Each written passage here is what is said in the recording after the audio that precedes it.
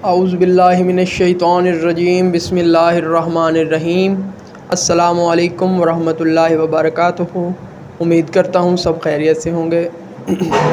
آج کی اس ویڈیو میں ہم بات کریں گے صحیح بخاری چیپٹر 2 کی لاسٹ 3 احادیث 56 سے 58۔ ان احادیث میں آپ صلی اللہ علیہ وسلم نے لوگوں کے خیر خواہی کے بارے میں بیان فرمایا ہے کہ آپ لوگوں کو لوگوں کی خیر خواہ ہونا چاہیے ہمیشہ۔ شروع کرتے ہیں۔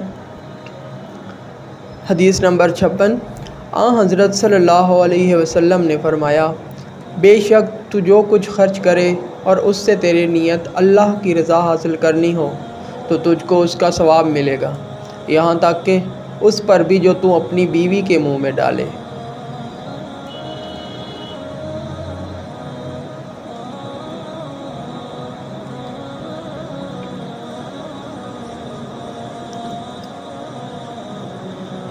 حدیث نمبر 57۔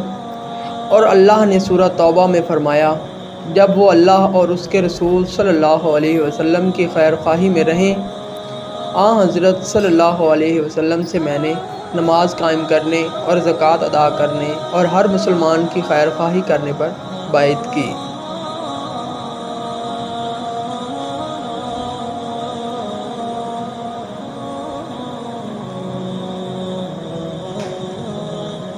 حدیث نمبر 58۔ جس دن مغیرہ بن شعبہ حاکم کوفہ کا انتقال ہوا تو وہ خطبہ کے لیے کھڑے ہوئے اور اللہ کی تعریف اور خوبی بیان کی اور کہا کہ تم کو اکیلے اللہ کا ڈر رکھنا چاہیے اور اس کا کوئی شریک نہیں، اور تحمل اور اطمینان سے رہنا چاہیے اس وقت تک کہ کوئی دوسرا حاکم تمہارے اوپر آئے، اور وہ ابھی آنے والا ہے۔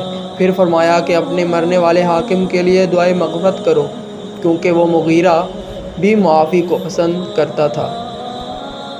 پھر کہا کہ اس کے بعد تم کو معلوم ہونا چاہیے کہ میں ایک دفعہ حضرت صلی اللہ علیہ وسلم کے پاس آیا اور میں نے عرض کیا کہ میں آپ سے اسلام پر بیعت کرتا ہوں۔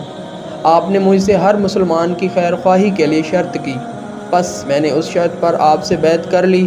پس اس مسجد کے رب کی قسم کہ میں تمہارا خیر خواہ ہوں۔ پھر استغفار کیا اور ممبر سے اتر آئے۔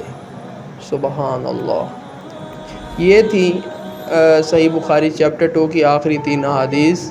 صدق اللہ العظیم۔